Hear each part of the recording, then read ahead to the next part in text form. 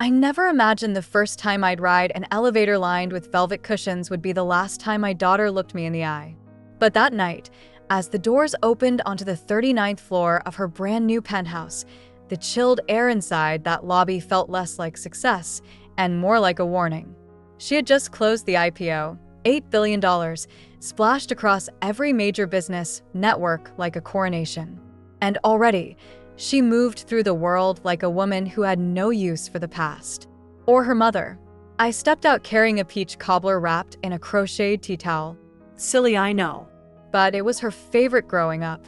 I guess I thought maybe she'd remember. The lobby glittered under chandeliers shaped like inverted champagne flutes.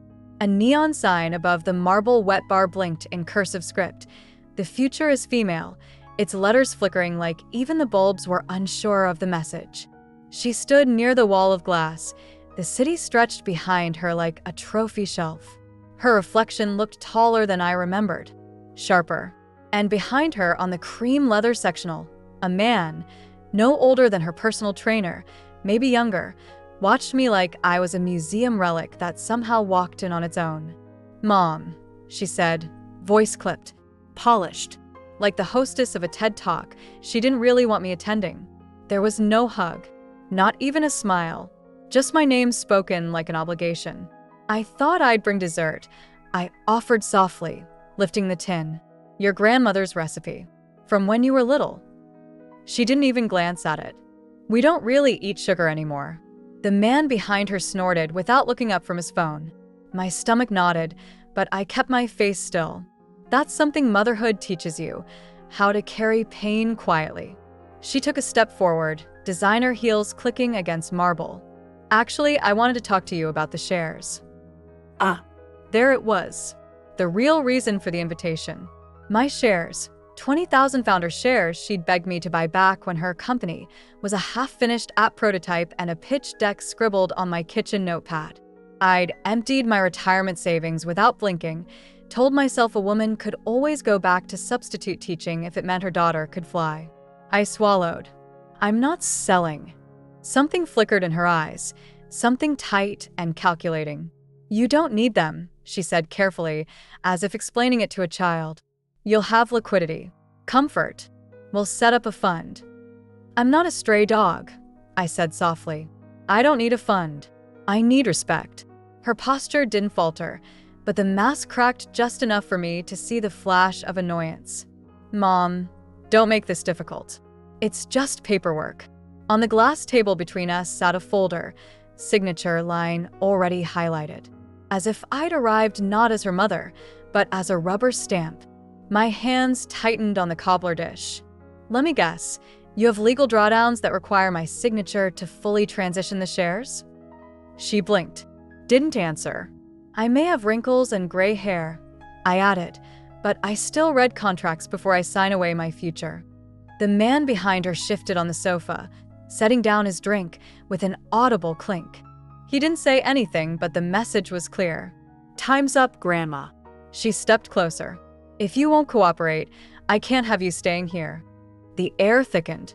I looked around, not a trace of her old life anywhere. No photographs, no keepsakes, not even the hideous clay mug she made me in second grade that I kept on my desk for 20 years. Gone. Scrubbed clean. Even I felt out of place here, like a ghost in orthopedic shoes. My voice barely rose above a whisper. "So you brought me here to throw me out?" "No," she said. "I brought you here to give you a chance to walk away with dignity." Dignity. My knees locked, but I didn't waver. "I changed your diapers during a recession," I murmured. "Sold my wedding ring to pay your tuition. Worked 3 jobs so you could intern for free in Silicon Valley while I kept our electricity on. Don't talk to me about dignity." Her lips pressed into a thin, pale line. I stepped back. The cobbler tin felt suddenly heavy in my hands. The embroidered towel slipped, revealing the golden crust beneath. It steamed gently, sweet and warm, utterly out of place in this sterile fortress of glass and ambition. "Get someone to walk her out," she said quietly to no one in particular. 2 private security guards emerged from around the corner. They weren't rude, just efficient. They flanked me like ushers at a funeral. I could feel my heart breaking. Not like glass, but like a rope pulled too tight, fraying one strand at a time. I turned without a word, letting them lead me past the towering art installations and into the elevator. The doors slid shut. In the reflection, I saw myself for the first time since arriving, dripping wet hair, tear-streaked makeup, blouse clinging to my back like a second skin. I didn't cry. Not yet. I'd cried too many times over that girl already. Downstairs, the rain had started again, soaking my shoes within seconds. The guards released me just past the revolving doors, and the city swallowed me whole. I walked 3 blocks before I stopped beneath the awning of a shuttered cafe and finally exhaled. My fingers were trembling, not from fear, from rage, because she'd forgotten something very important. The trust was in my name. The shares weren't just paper, they were legally held until the end of fiscal year under my custodial ownership. That signature line she highlighted meant nothing without mine beside it. And inside my purse, tucked next to a Ziploc bag of mints and tissues, sat a notarized agreement signed 5 years ago, back when she still called me Mama and thanked me for believing in her. She thought I'd roll over, that I'd sign away my last piece of leverage in exchange for a pat on the head and a check with no soul behind it. But I had something stronger than a bank account. I had the truth. And a signed contract. She had money, but I had time. And now I had a reason to use it.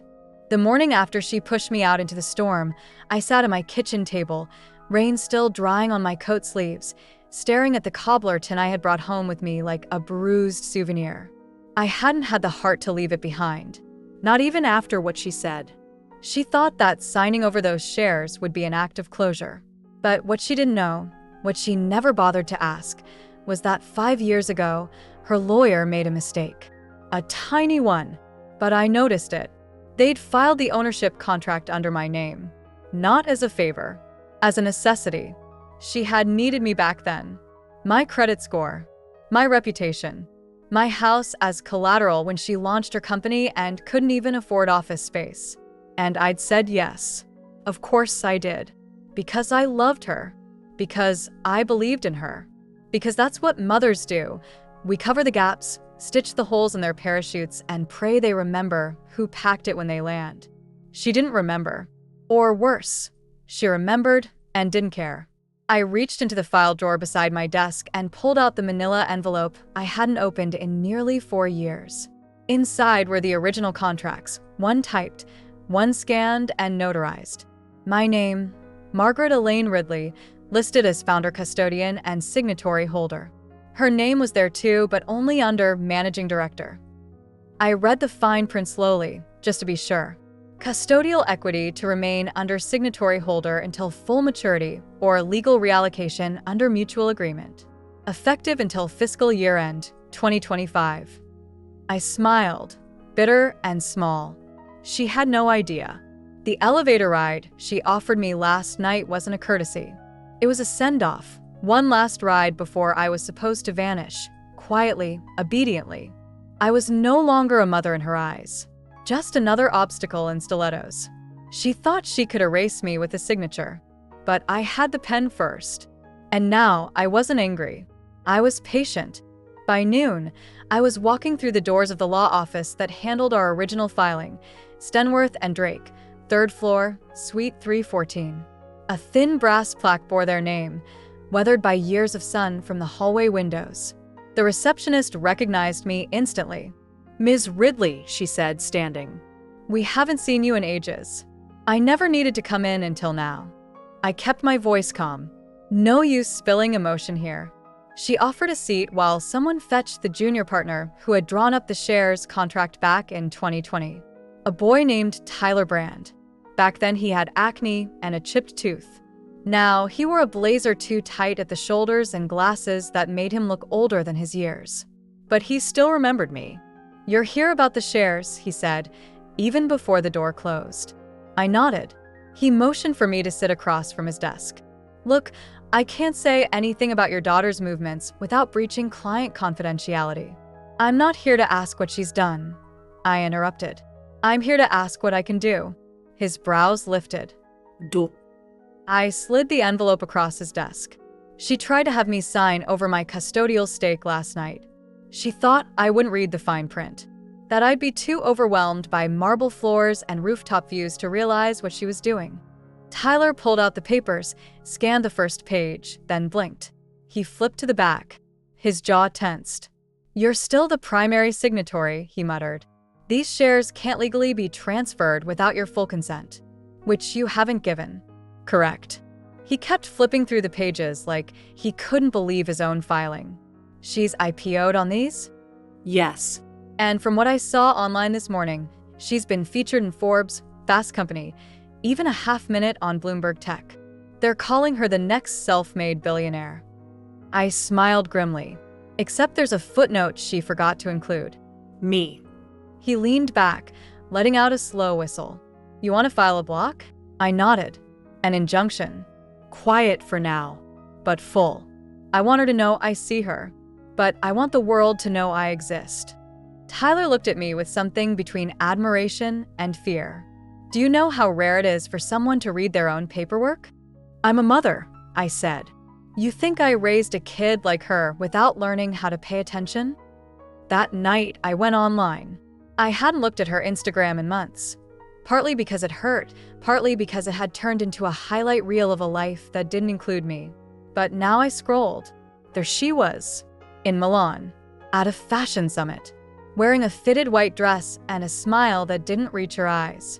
"When you build your empire from the ground up, the view always tastes sweeter," the caption read. I almost laughed. She hadn't built anything from the ground up. I had. With blistered fingers, soup-stained aprons, and credit cards with 19% interest. I'd covered her tuition, Co-signed her loans. took on night shifts at the library so she could intern for free and network. But none of that made it to her caption. There wasn't a single photo of us. Not one. Not a Mother's Day brunch, not a throwback post. Just a digital scrapbook curated for strangers to envy. Until one post caught my eye. A black and white graphic, likely made by her PR team. True independence means cutting the leeches off your legacy. Scissors. The comment section was a circus. Preach, queen. Kuching Luzi. Energy vampires don't get to ride the elevator. I closed the app. My hand was shaking. Not from sadness. From clarity. Tyler filed the injunction by noon the next day. It wouldn't freeze her assets yet. That required a deeper case. But it would flag any attempt to reallocate or sell the shares tied to my name. We sent a formal notice to the board of her company. Just enough to stir the water. Not enough to drown her. Yet. When Tyler asked if I wanted to send her a copy directly, I shook my head. Let her find out through whispers. That's how she likes her victories. Let her taste defeat the same way. He smirked. You're a lot sharper than you let on. I leaned forward. She thinks silence means weakness. But I raised her on quiet strength. She just forgot where she learned it. 3 days passed before she even realized anything was wrong. That's the thing about people who build their lives on borrowed ground. They only notice the cracks once the lights flicker. At first, she probably chalked it up to a system delay, a minor hiccup, the kind of thing she had a whole legal team to swat away like a mosquito. But this wasn't a glitch. It was the beginning of the unraveling. I got the first call from her at 10:12 p.m., just as I was setting my teacup into the sink. I didn't answer. Let it ring out. Let her sit in it. I watched her name blink on the screen, each buzz a pulse of panic. The last time she called me was nearly 4 months ago, after a photo shoot, I think, asking if I could overnight her passport from my filing cabinet so she wouldn't miss her retreat in Iceland. There hadn't been a single thank you. This time, she left a voicemail. Her voice was flat, clipped, professional, as if we were negotiating a real estate deal, not navigating the jagged remains of a mother-daughter relationship. Hi, Mom. I think there's been a mix-up on the equity documents. My assistant said something came through from Stenworth and Drake. Probably a filing error. Give me a call tomorrow, okay? She still thought she was in control. That this was a paperwork hiccup. That I'd smooth it out like I always had. Like I was her secretary instead of her mother. I turned off my phone and went to bed. Let her feel the stillness. Let the silence grow teeth. By morning, I knew the rumors had started. Her company's stock price dipped 2% overnight. Nothing catastrophic, just enough to make the suits in the boardroom lean forward. Enough for the investors to start asking questions about the hold on the founder equity. Her name trended for 3 hours under a hashtag she didn't create. Hashtag Founders Fall. I didn't start it, But I didn't stop it either. At 11:36 a.m., my doorbell rang. I hadn't expected her to show up. Not without warning. But when I pulled back the curtain, there she was, standing on my sagging porch in heels too thin for the gravel and a raincoat too expensive for the drizzle. She didn't knock again. She just stood there, arms folded, her eyes scanning the chipped paint on my door like it personally offended her. I opened it 1 inch. Her mascara had smudged just enough to suggest she hadn't slept. "Mom," she said sharply, "we need to talk." "I gave you 20 years to talk," I replied. "You never did." Her jaw flexed. "Okay, I deserve that. But I need to fix this before the board finds out the full details." "They already know," I said quietly. "I made sure of it." She blinked. Just once. But it was the first real crack I'd seen. "Look," she said, softening, "I know how this looks." But it wasn't personal. "No," I said, opening the door just wide enough for her to hear the heat in my voice. That's what made it worse. She stepped back, visibly thrown. "You're blowing this out of proportion. You were never supposed to need the shares." "That's not what you said when you begged me for them," I snapped. The silence that followed landed hard. Not the silence of strategy or scheming. The silence of someone realizing the story they told themselves didn't match the one the world remembered. "I've built something incredible," she tried again, quieter now. "You don't know how much pressure I'm under." I shook my head slowly. "And when you were under pressure, who did you call?" Me. "When the lights went out. When the water bill bounced. When your loan was denied. I was there. Always." Her voice rose slightly. "This isn't about history." "No," I said. "It's about memory. And yours seems short." She exhaled hard through her nose. The wind had picked up, blowing strands of her hair across her face. She didn't bother to fix them. "I didn't think you'd do this to me," she said finally.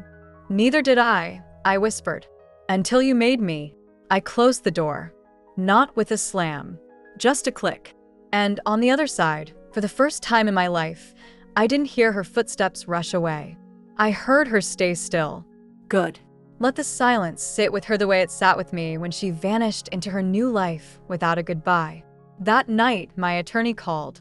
"Margaret, we've had 3 inquiries from national media outlets. One of them sniffing around about the equity split. They're saying she may have misled shareholders." I closed my eyes. "I didn't want to humiliate her," I said. "I just wanted her to know I remember." Dana's voice softened. "She's not giving you a choice anymore. If she keeps pushing this as an error on your part, we'll need to go public." I knew what that meant. A press statement. A copy of the contract. A quote from me confirming the block. Her name splashed across news outlets, not for innovation, but for deception. And me, painted either as the wise matriarch reclaiming her rights, or the bitter mother who couldn't let go. Let them say what they want, because the truth was, I had already let go of the fantasy of the daughter I thought I had. By Friday morning, her Instagram was quiet. Not a single story, not a single post. By Saturday, I got a letter from her lawyer. Cold, efficient, and smug. "Our client believes you have intentionally interfered with her business operations in a manner that may be legally actionable. In the spirit of resolution, she's offering a cash settlement in exchange for full transfer of the shares. $3 million. That's what my loyalty was worth to her." I folded the letter in half, pressed it into the trash, and poured my tea without another thought. She didn't want resolution. She wanted silence. But I'd given her enough of that. Now, she was going to hear me. Every step of the way. The letter sat crumpled at the bottom of my kitchen trash bin, half soaked in yesterday's coffee grounds and the oily residue of a soup can. $3 million, offered like hush money. A bribe disguised as benevolence. She thought if she made the number big enough, I'd stop wanting the truth. She didn't understand. This wasn't about money anymore. This was about identity. Mine. And ironically, hers. It had taken her years to polish that image. The disruptor, the tech genius, the self-made queen of innovation. Her marketing team posted it like gospel. She rose from hardship with nothing but grit, sleepless nights, and a vision no one believed in. But that was a lie. I believed. I believed when no one else did. When the banks laughed. When her college roommate called her unstable for dropping out to build her prototype. When she crashed on my pull-out couch for nearly 2 years, running code at 3 a.m. and crying into cereal bowls because the back end kept failing. And through all that, I paid her rent, cooked her meals, took out a second mortgage so she could fly to that conference in Berlin. She came home with a torn lanyard, a photo of her standing beside a venture capitalist, and hope lighting up her face like a firework. I held on to that memory even as everything else began to fade. After the letter arrived, I didn't react, didn't call, didn't storm into her office. I let her wait. Silence had a weight to it, and I'd learned how to wield it like a scalpel. But the world around her didn't wait. Monday morning, the press started to circle. Nothing sensational, not yet. Just a few financial analysts questioning the hold on founder shares. A line in an op-ed about incomplete disclosures. A blurb on a tech podcast suggesting the structure of her equity deal might not be as clean as reported. And in a community that values perception more than profit, doubt spreads faster than facts. By noon, she was calling again. 10 missed calls. For voicemails. Mom, please call me back. This is spiraling, and it's not a good look for either of us. You're blowing up my company. You want to talk about betrayal? This is betrayal. I sat by the window with my knitting needles, counting stitches. The soft clack-clack of bamboo would keeping time with her unraveling. I'd spent so many years dropping everything to fix her fires. This time, I let it burn. 2 days later, I met with Dana again. She wore a navy blue pantsuit and had that look in her eyes, calm, but coiled, like she could smell a counterattack coming.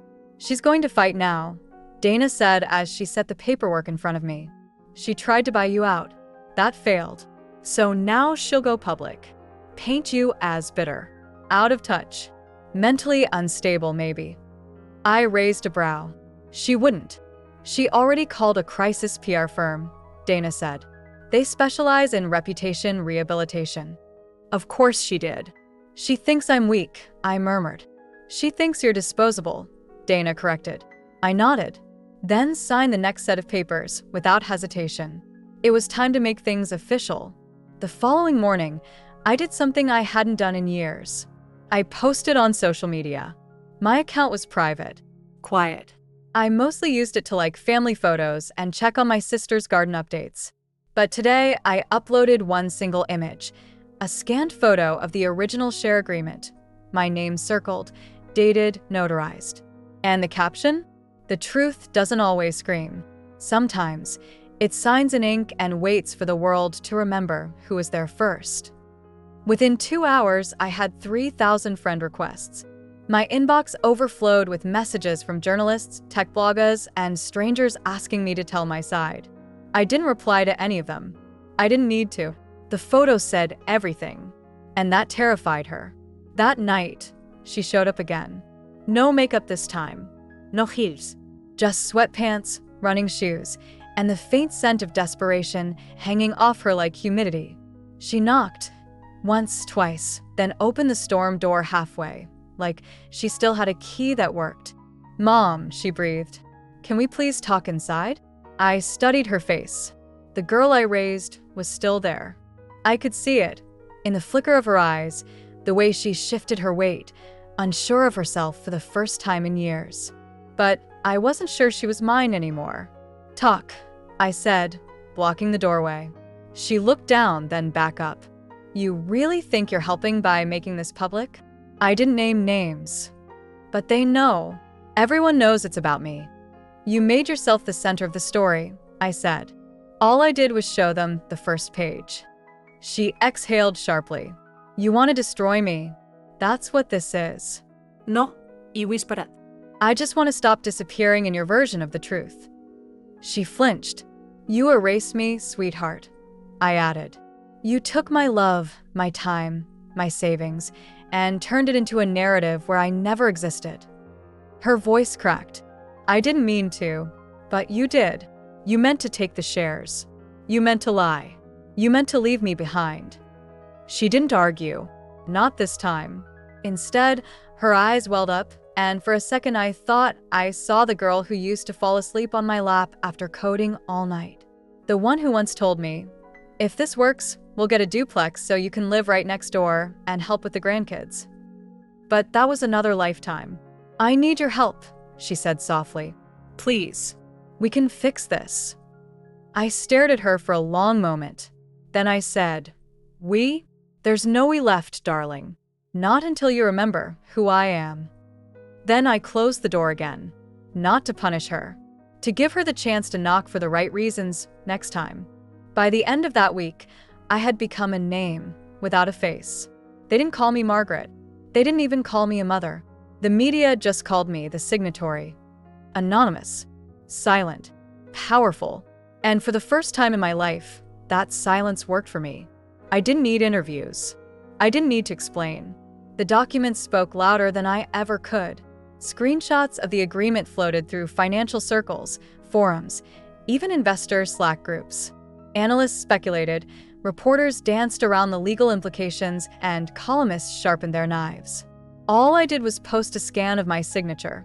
She had spent years building a brand out of noise. Press conferences, red carpets, sound bites carefully fed to hungry outlets. But the truth had slipped in through the back door, quiet and inconvenient, like a leak in a luxury yacht. And now, she was scrambling to plug the holes. By Tuesday, her PR team was spinning. The paperwork was misunderstood. A clerical oversight. Her mother never expressed an interest in managing shares. There was no intent to deceive. But then someone leaked the emails. My emails. Ones I had sent to her months ago, long before the IPO, asking politely if we could review the custodial structure together. "I just want to be sure everything's clear before your next funding round. I know it's not exciting, but the paperwork still has my name on it." Her reply? "It's all handled. Don't worry about it." 2 sentences. That was it. Dismissive. Cold. And now damning. It proved I had tried. That she'd ignored me. That she hadn't just overlooked my role, she'd buried it. And the world began to notice. Her stock dipped another 7% that day. Minor, but measurable. Startups aren't built on truth. They're built on belief. And belief is a fragile thing when you're dealing with billion-dollar ideas and boardrooms full of men who smile too much and remember too little. Her name stopped appearing on tech think pieces. Investors stopped tagging her in congratulatory posts. And she?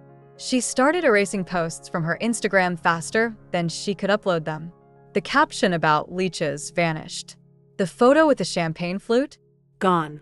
Even the neon pink tweet that read, "Built this with no help, just grit and caffeine," disappeared like it had never existed. But I remembered. I had screenshots. I had everything. That Wednesday, I got a package in the mail. No return address. Just a white box with a silver ribbon and a note inside, printed in neat serif font. "Please accept this as a peace offering.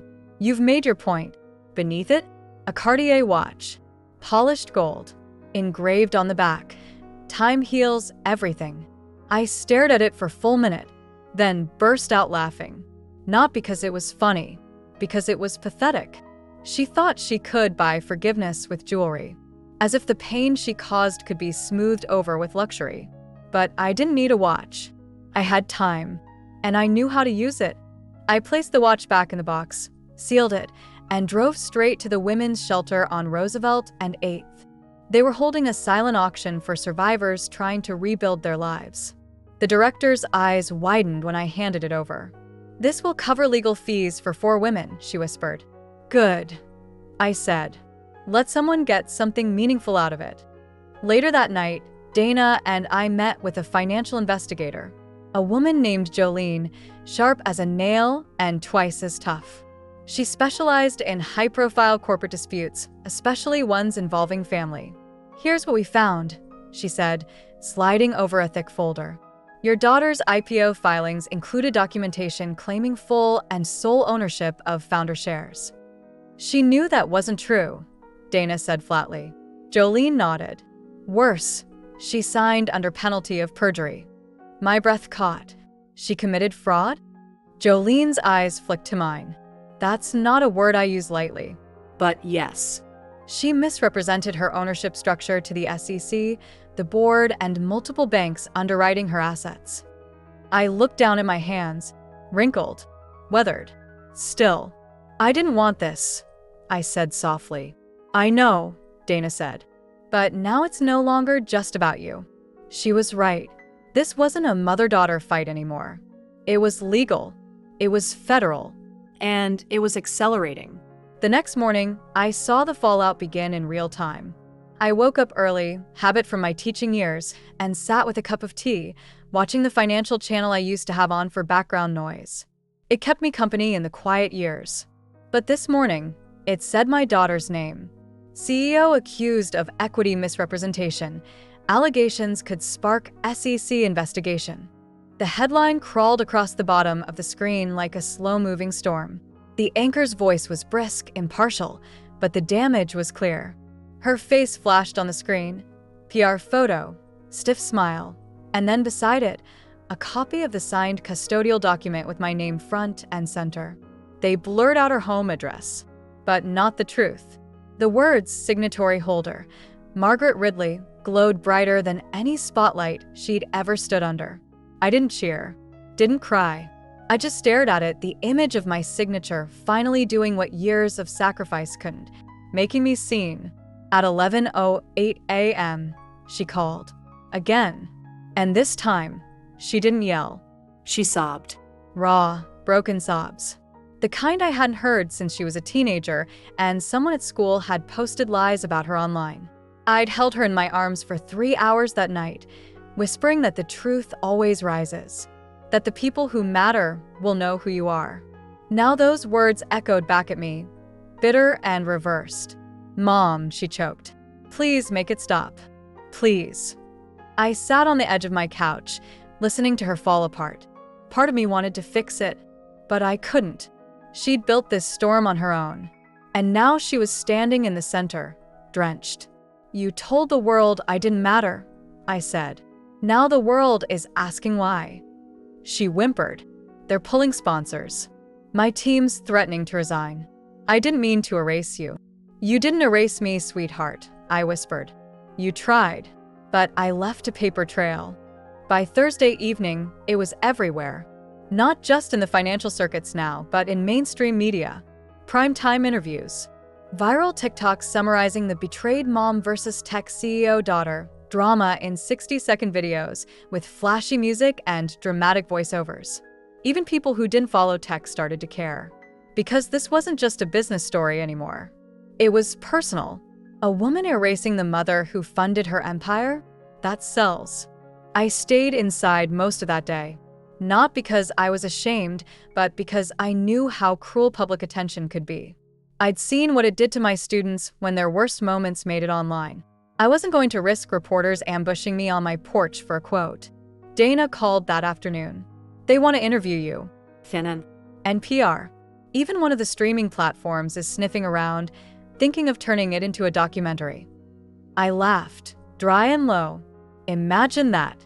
I spend my whole life working 3 jobs and loving quietly, and the thing that finally makes me famous is a betrayal. Dana didn't laugh. "I don't want you to be famous. I want you to be protected.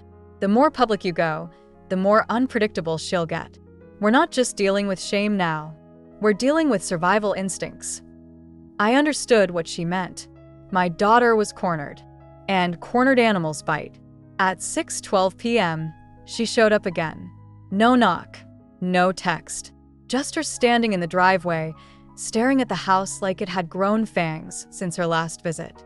I opened the screen door and leaned against the frame, crossing my arms. She didn't move. Finally, she said, "They're talking about charges, Mom." Her voice was hoarse, mascara smudged, her heels sinking slightly into the gravel. Gone was the woman who had towered over boardrooms. In her place stood the child I once held through chickenpox, heartbreak, and final exams. But I didn't move toward her. I'd done enough moving for her in my life. Then tell them the truth, I said. She laughed bitterly. That my mother owns half my company? That I tried to forge her signature? That I lied to the government and my investors and my team? No, I said. Just start with, I'm sorry. Her face crumpled. I don't think sorry is enough anymore. I nodded. It's not, but it's a start. She came closer. Not all the way, just enough to lower her voice. They're saying I have to step down. The board's preparing a vote. I didn't reply. They're calling me a liability. That word hung in the air like poison. She looked up at me. You understand what that means, don't you? I stared at her for a long moment. Then I stepped down onto the porch, slowly, so the wood didn't creak beneath my weight. You want to talk about liabilities? I said gently. Let's talk. I reminded her how I took out a second mortgage to fund her startup. How I sold my mother's piano, the one thing I'd kept after her funeral, so she could afford the software licenses she needed. How I let her skip rent, let her move back in, let her miss birthdays and holidays because she was building something important. And when she forgot to pick her daughter up from daycare for the third time in a month, it was me who showed up. Me who soothed the tears. Me who told the teacher, she's just tired. She's doing her best. I was a liability, all right. I'd been absorbing emotional debt from her for over a decade. And now the account had come due. Her lip trembled, and for a second I saw her, really saw her, as the girl who once cut out paper hearts and taped them to my mirror before a job interview. I didn't know what I was doing, she whispered. I know, I said. But you pretended you did. And you did it with my name still on the papers. She looked away, jaw clenching. I thought I had more time, she murmured. That's the curse of pride, I replied. It always thinks there'll be time to fix things later. She took a shaky breath. What happens now, she asked. Do I go to jail? Do you sue me? Do you testify against me? I shook my head slowly. I don't want to destroy you, but you could. Yes, I said. I could. That silence again. This time it was hers. Heavy, shameful. But I won't, I added. She blinked. Why? Because I still remember who you were before this, I said. And I'm giving that girl one chance to come back. We sat down in my kitchen. The one with chipped cabinets and faded curtains and a fridge covered in grandkids' drawings she hadn't asked about in months. I made tea. She didn't touch hers. Here's what I'm offering, I said, placing a folded paper between us. I'll transfer half of the shares back under a dual structure. Co-ownership. Oversight. Transparency. She looked up, stunned. But on one condition, I interrupted. You resign as CEO. Step back. Let the people who believed in you rebuild trust while you rebuild yourself. She looked like I'd slapped her. You want me to give up everything? No, I said. I want you to earn it back. The right way this time. She stared down at the paper for a long time, then at her tea. Finally, she whispered, I can't promise I won't hate you for this. You already do, I said softly. But at least now you'll have a future to do it in. She didn't sign the paper that night. She took it with her, tucked it into her designer tote like it was just another receipt. But I saw the weight of it settle into her spine as she walked back to her car. She was quieter now, and for her, that was the real beginning of change. Not apologies, not performance, just silence, reflection. She used to fill every pause with spin, jokes, branding buzzwords, flimsy self-help mantras she didn't really believe in. Now, she just walked away in the rain. And for the first time in a long time, she didn't look back to see if I was watching. The next morning, the headlines shifted. For weeks, her name had been splattered across screens and print like it was part of the stock ticker. CEO accused of fraud. Custodial shares contested. Mother versus mogul. But Thursday morning, I woke up to a new phrase in bold. Matriarch's mercy. Margaret Ridley offers redemption deal to estranged daughter. The phrasing made me wince. Mercy. Redemption. like I was playing God. I wasn't. I was just trying to give my daughter a future that didn't end in mugshots and courtrooms. Not for her sake, but for mine. Because if I turned into someone who could destroy her without hesitation, then I really would have lost everything I spent my life building. Dana called just after breakfast. "You've changed the narrative," she said, sipping coffee on the other end of the line. "You're no longer the betrayed mother. You're the rational one, the hero." "I'm not a hero," I murmured. "You are to every woman who's ever been erased by her own children," she replied. "Do you know how many people are reaching out to me now? Women, grandmothers, older clients. They all say the same thing. She did what I was too scared to do." The line went quiet for a moment. Then Dana added, "You've given them permission to stop being silent." That afternoon, I went through my old box of letters. The one I kept in the closet, labeled Motherhood, Do Not Throw Away. Inside were the artifacts of a younger life. The finger paint birthday card she made when she was 5, to the best mommy in the whole town. The wrinkled acceptance letter to Stanford, which we read together on the front porch, both of us crying. A photo of us outside her first pitch event, me in a blazer too big, her in shoes too small. I remembered how I'd packed snacks in her bag that day, even though she was 24. "Just in case," I'd said. "You think I'm still a teenager?" she'd teased. "No," I said. "I think you're still my daughter."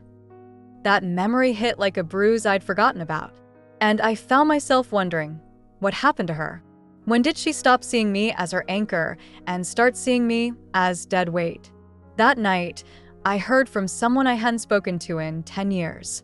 His name was Christopher Day. He used to be her mentor, one of the first real investors who saw her potential. I remembered the dinner we all had together, the night she signed the pre-seed deal. He wore cufflinks shaped like gears and asked me about the ring I wore, the one with my mother's birthstone.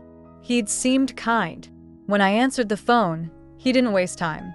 "I heard what you did," he said. "I watched the whole thing unfold. I wanted you to know. I believed in her because I believed in you." I blinked. "In me?" He chuckled. "You walked into that dinner knowing more about equity structure than half the founders I've worked with. And you never asked for credit. You made her believe she could build something. That mattered."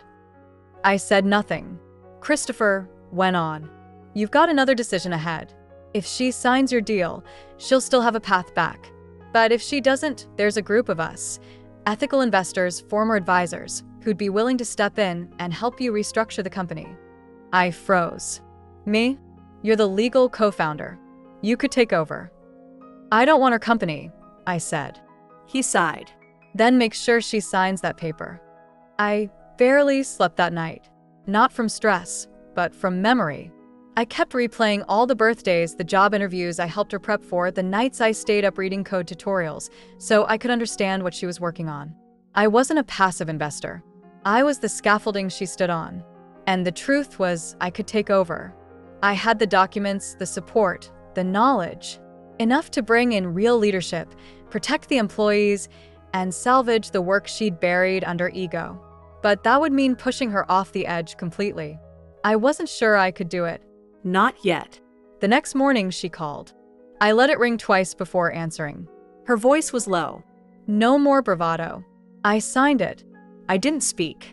"I'll send it to your lawyer this afternoon," she added. I also sent a resignation letter to the board.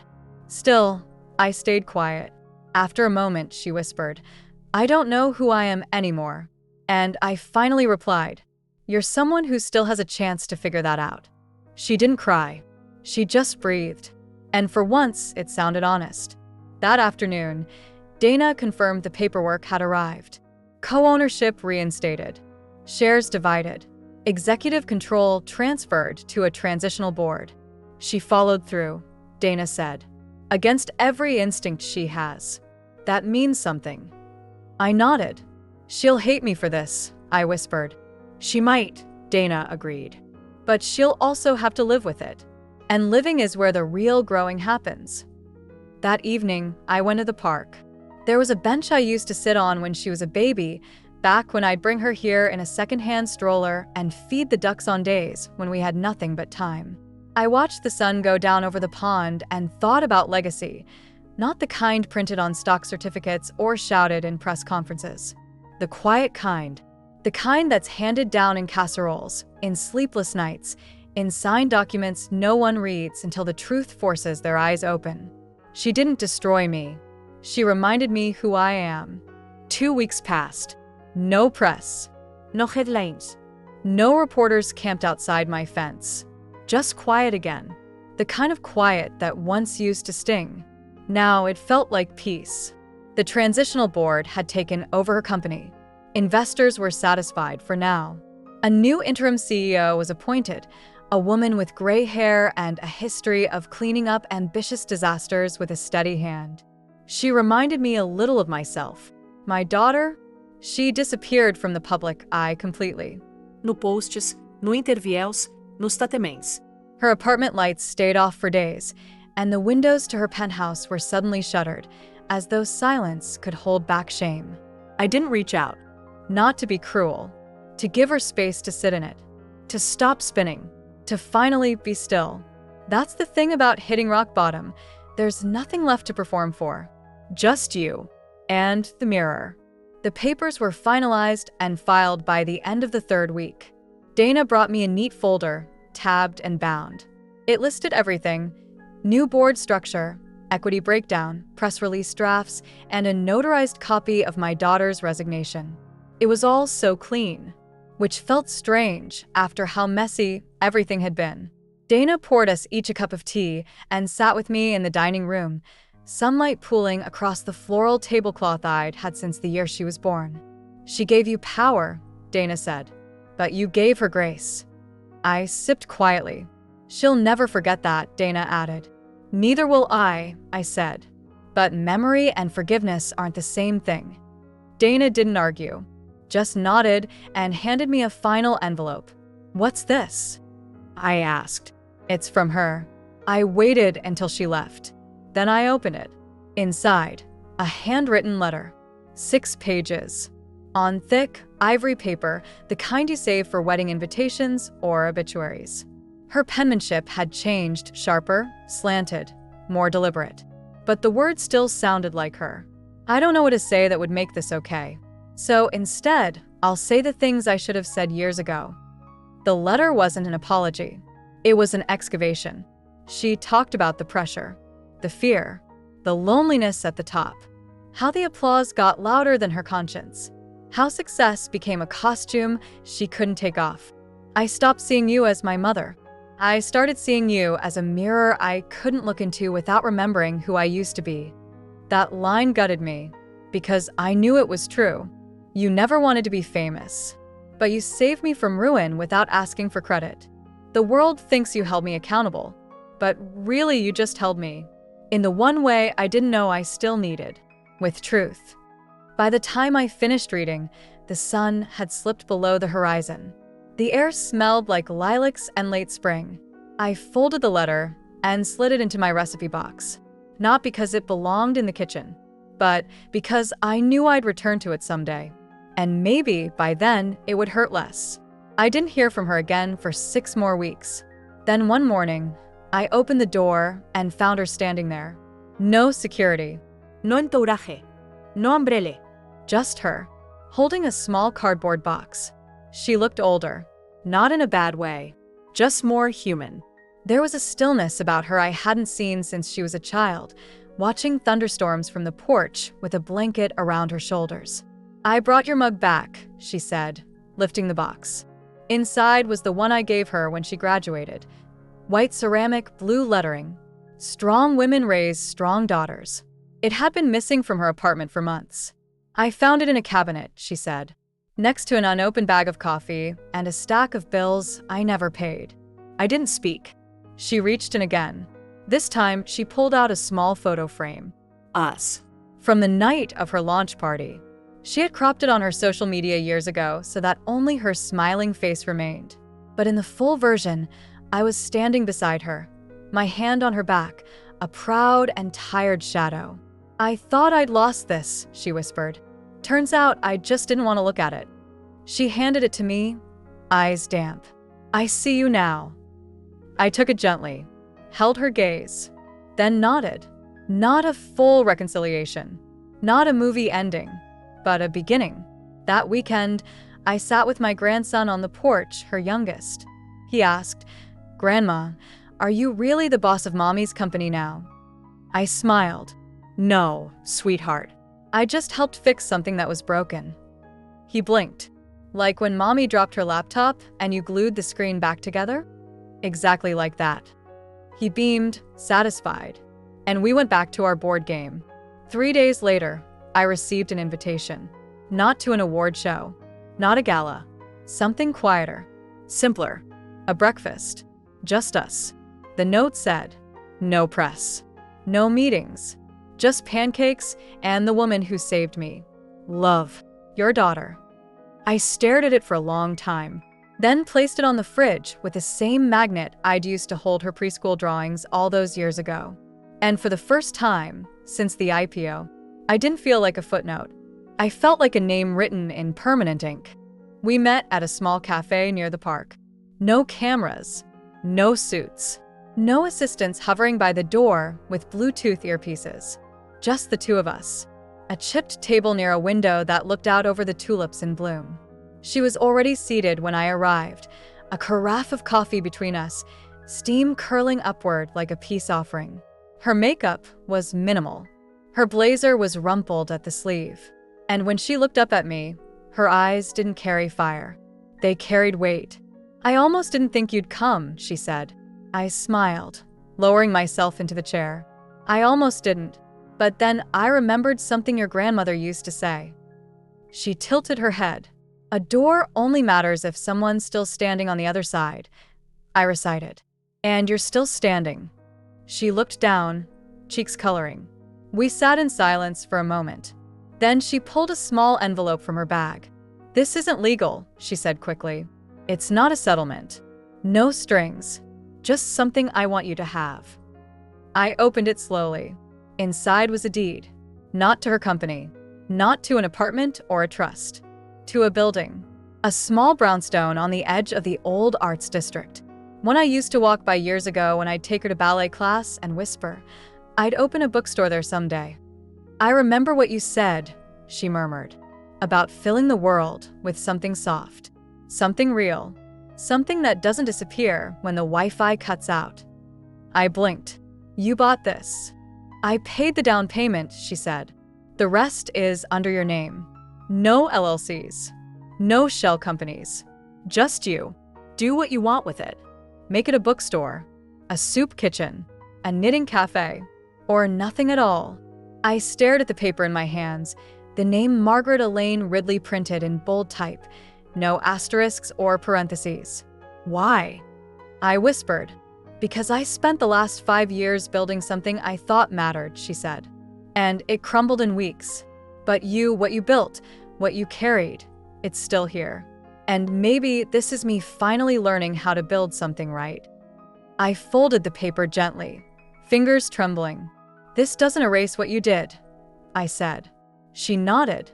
"I know, and I may never fully forgive you." "I know that too. But I see you trying," I added. "And that counts for something." She looked up then, and there it was, beneath the apology, the exhaustion, the grief. Hope. Not the flashy kind. The quiet, aching kind. The kind that lives in mothers long after they stop being thanked for anything. We spent the morning talking about nothing. Books. Croissants. The weather. She didn't cry. She didn't ask for a reset. And I didn't offer one. Because this wasn't about pretending the past didn't happen. It was about proving that something could still grow in the soil where trust had been buried. That weekend, I visited the brownstone. The windows were dusty. The stairs creaked. The back door had a hinge that screamed for WD-40. But the bones were good. And for the first time in years, I let myself dream of what came next. Not in relation to her. Not in retaliation for what had been taken. But for me. Maybe a community library with shelves of donated books and hot tea for the regulars. Maybe a reading space for kids whose parents work late. Maybe just a place to exist without being useful to someone else's ladder. I'd spent my whole life giving things away: money, time, energy, credit. Now, I wanted to build something I didn't have to shrink inside of. A place where I didn't feel like a placeholder in someone else's success story. 1 week later, I got a letter in the mail. Not from her, from the board. A formal notice of appreciation, a plaque offer, a ceremonial title if I wanted it, but also a check for $4.6 million. My legally owned portion of equity, cashed out at the exact valuation I'd fought to protect. No manipulaste. No loopholes, just what I was owed. I stared at the check for a long time. Then I smiled, because it wasn't about the money.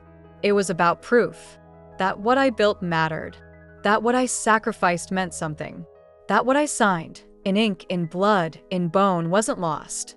It was finally seen.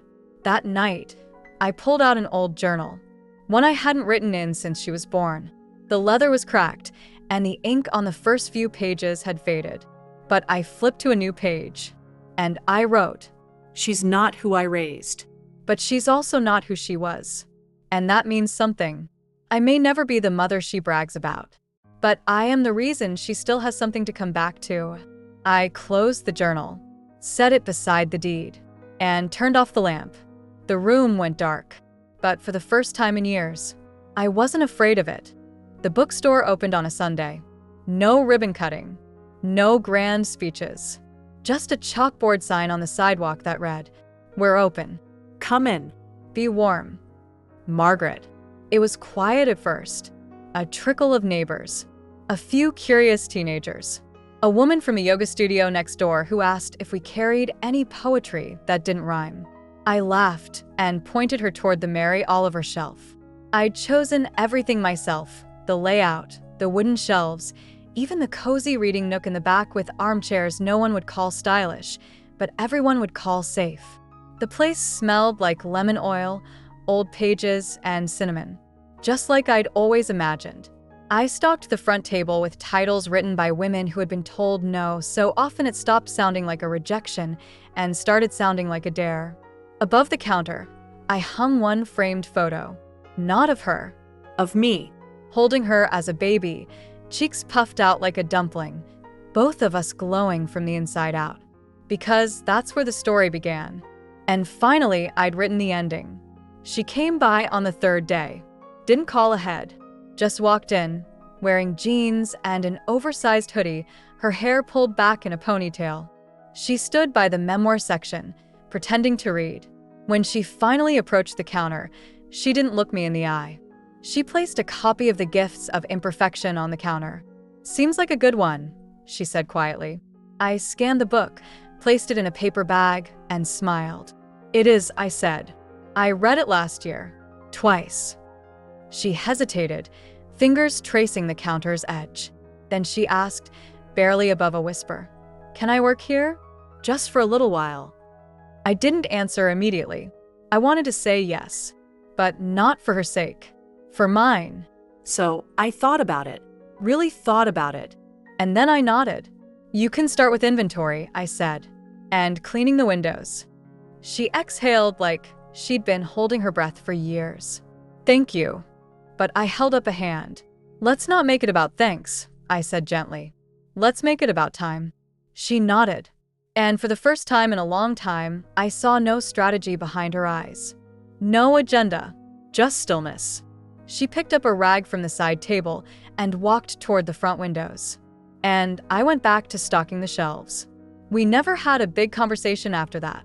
No tearful confrontation. No viral reunion moment. Just a slow, quiet rebuilding. One task at a time. She swept the floor. I refilled the teapot. She alphabetized the fiction section. I watched her reconnect with her children, bringing them in after school, showing them the magic of stories instead of screens. They didn't ask about the mansion, or the cars, or why their mom had gone quiet for so long. They just hugged her like she was back.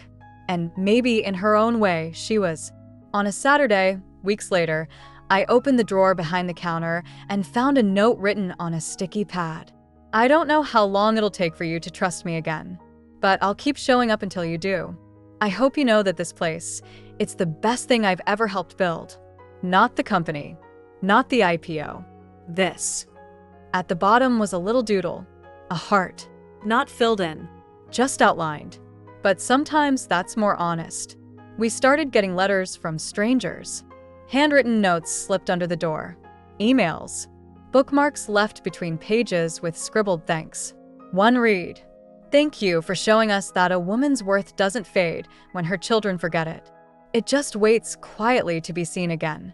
Another said, you reminded me it's never too late to become who I was before life made me small. They came from everywhere. Texas, Maine. even Australia. Women who had been erased. And women who had done the erasing trying to find a way back. I made a bulletin board and pinned them up with brass tacks. Not for ego, for proof. That truth, when spoken without rage, can still change something, even if it's just one person at a time. One night, after closing, I stood alone in the center of the shop and looked around. The shelves were slightly crooked. The rug in the children's corner was unraveling at one end. The front bell rang even when the wind blew too hard. But it was mine. Not borrowed. Not co-signed. Not conditional. Mine. And in that quiet, sacred stillness, I realized something. I didn't want revenge. I never had. I wanted to be remembered. I wanted to be respected. I wanted the years I gave to mean something besides background noise. And now they did. I walked to the front door, flipped the sign to closed, and pressed my palm against the glass. Outside, my reflection stared back. Older, softer, wiser, but finally whole. She had taken my money, my time, my trust. But the last thing she tried to take was my name. And I took that back not by shouting, by standing still, and letting the truth arrive exactly when it needed to. On my terms, in my words, in permanent ink.